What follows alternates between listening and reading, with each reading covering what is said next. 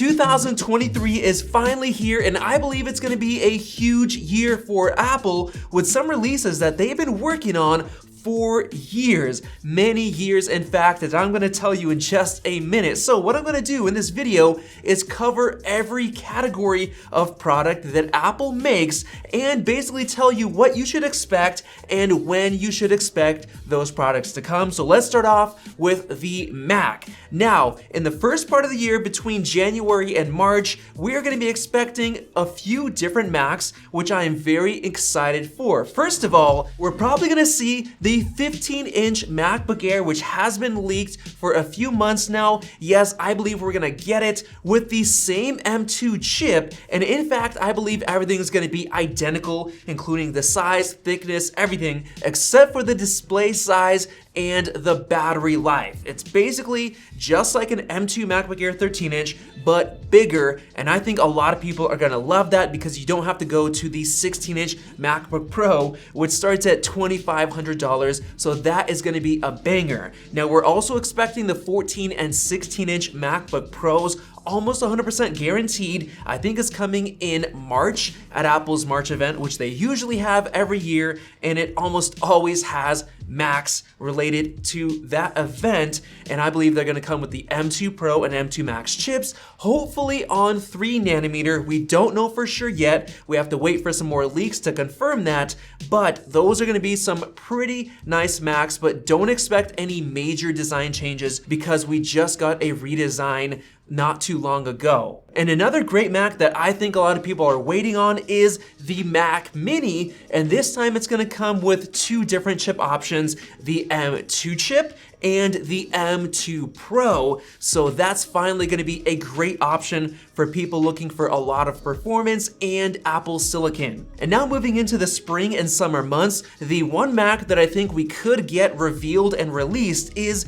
the Apple Silicon Mac Pro, which has been delayed. It didn't make the 2-year timeline when we were expecting at the end of last year, but I think by the summertime we should see it. But unfortunately, it looks like we're no longer getting the M2 Extreme chip with 4 dies that's gonna be insanely powerful. Looks like we're not getting that. Most likely it's gonna have the M2 Ultra, and that chip might be exclusive to the Mac Pro only and not coming to the Mac Studio, just to make the Mac Pro more special. And then finally in the fall, I do believe we're gonna get the M3 MacBook Air update, and that chip's gonna be amazing because it is gonna be on 3nm for sure, and that's gonna greatly improve the battery life. And other than that, I don't think the design's gonna change because it just got refreshed and redesigned, but Apple might add in some more features to make it a little bit nicer. And we also might get another 13-inch M3 MacBook Pro update, or there is a chance it could get canceled if we do get that 15-inch MacBook Air. Now, other than that, I do think we might get an iMac Pro, except I don't know when it would get released, but probably not, and we probably won't get a Mac Studio update. I don't think it's coming this year, and I don't think the 24-inch iMac update is coming until 2024. So with that said, let's go into the iPad side of things for this year.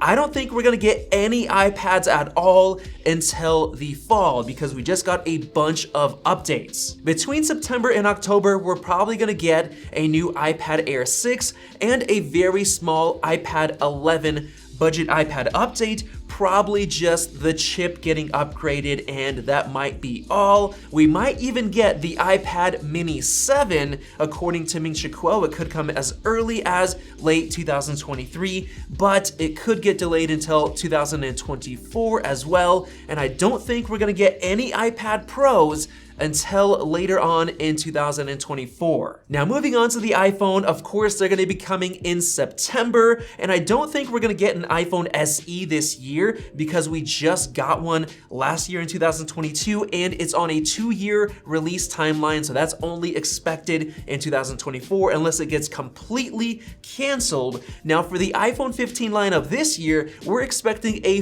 full redesign, which usually only happens every 3 years, just like we got with the iPhone 12. I believe it's going to be the same 4 models with the iPhone 15 Plus, even though it's not selling that well. I think they'll just drop the price on it. And there's even a chance that Apple will rebrand the Pro Max as the Ultra and give it some extra features. Now, all of them should have a flat glass back panel without the glass camera bump, at least in my opinion, and my renders that I created with Renders by Shailesh show off what it could look like with this nice titanium metal finish for the Pro models. Now, for all of the iPhone 15 models, they will no longer have any notch, so everything's gonna be with the dynamic island, and all of them are gonna have USB-C ports, except the Pro models will probably have faster transfer speeds. Now, only the Pro models are expected to get 120Hz Pro Motion, so that's going to be exclusive,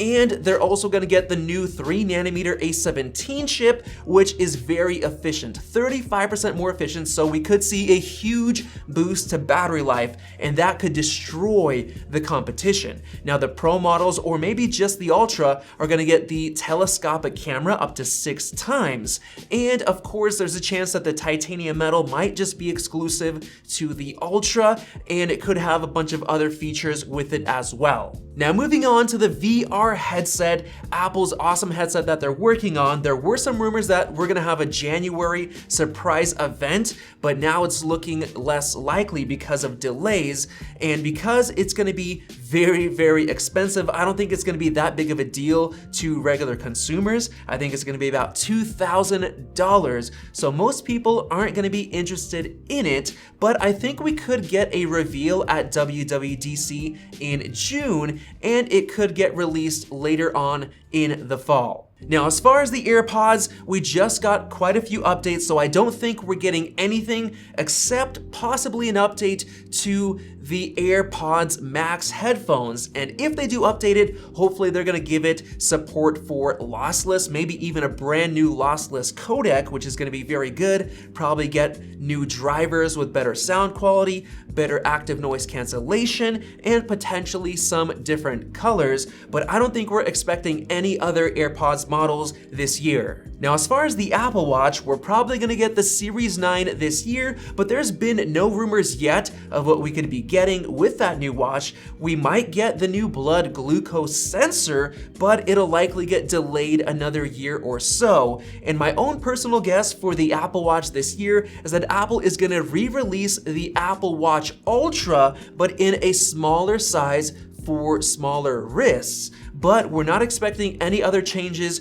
to the design. It'll likely be the same even for the larger model. Now, as far as the Apple TV, we just got a really good 4K version last year, and it's really, really good in terms of the value, especially with the new remote that's amazing with the USB Type-C port. I think it's a great deal, so I don't see any reason for Apple to change anything this year unless they decide to create a new inexpensive Apple TV stick, which was rumored a while back, but we haven't heard anything since then. And then finally, there is the HomePod, and I have a feeling that later on this fall, we're gonna be getting a new large HomePod like the original, but upgraded with better sound quality and a less expensive price. However, we have been getting some reports that Apple wants to make a hybrid HomePod that comes with a display and a built-in camera, similar to Amazon's Echo Show, which Apple would use with the center stage camera technology to kind of track you around the room when you have it placed, let's say in your living room or kitchen.